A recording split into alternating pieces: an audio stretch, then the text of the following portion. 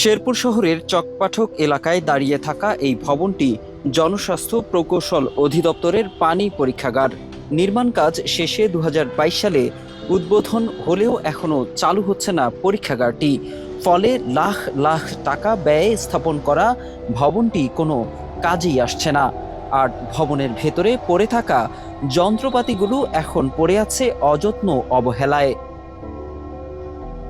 এদিকে নির্মাণ কাজ শেষে ভবনটি উদ্বোধন করা হয়েছে, কিন্তু জনবল সংকটের কারণে চালু করা যায়নি পানি পরীক্ষাগারটি।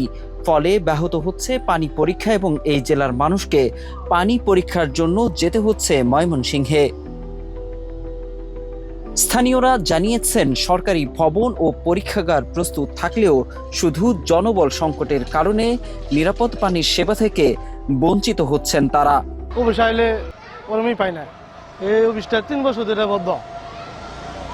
যদি চালু হতে ভালো হইতো, পরীক্ষা করে পানি খাইতাম, সবার জন্য ভালো হইতো। পরীক্ষা না খাইলে তো মনে করলেন চমর পেট খারাপ, অসুবিধা না। পরীক্ষাটা করলেই আমরা আশেপাশে আমরা পাই যেতাম, জেলার সকল লোক পাইতো।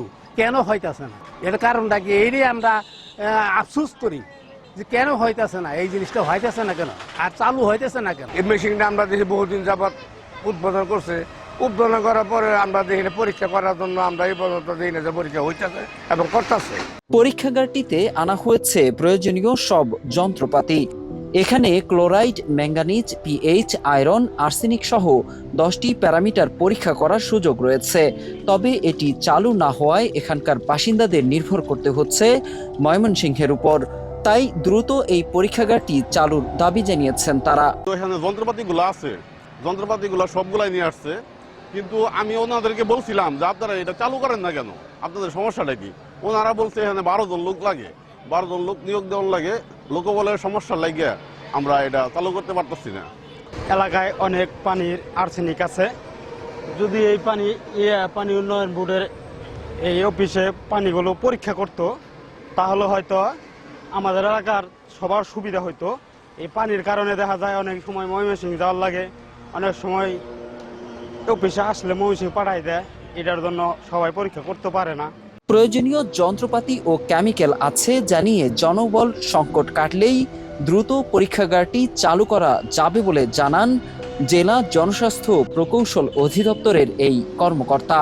এইটা তো আপনি ওয়াটার টেস্টের জন্য আয়রন টেস্ট, আর্সেনিক টেস্ট, এইগুলোর যে ইকুইপমেন্ট বা কেমিক্যাল দরকার সেই সাফিসিয়েন্ট পর্যন্ত আছে আর কি আমাদের জেলায়। হয়তো বা 1-1.5 মাস 2 মাসের মধ্যে চালু হয়ে গেলে ম্যান পাওয়ার চলে আসলে তো আর আমাদের পজিটিভ।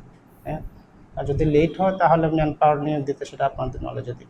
পানির গুণগত মান পরীক্ষা ব্যবস্থা শক্তিশালীকরণ প্রকল্পের আওতায় 52 লাখ টাকা ব্যয়ে নির্মিত ভবনটিতে রয়েছে প্রায় 25 লাখ টাকার মালামাল। অবহেলায় মালামাল নষ্ট হওয়ার উপক্রম। সেবা গ্রহীতারাও পাচ্ছেন না সেবা। তাই দ্রুতই এই সমস্যার সমাধান চান এখানকার বাসিন্দারা।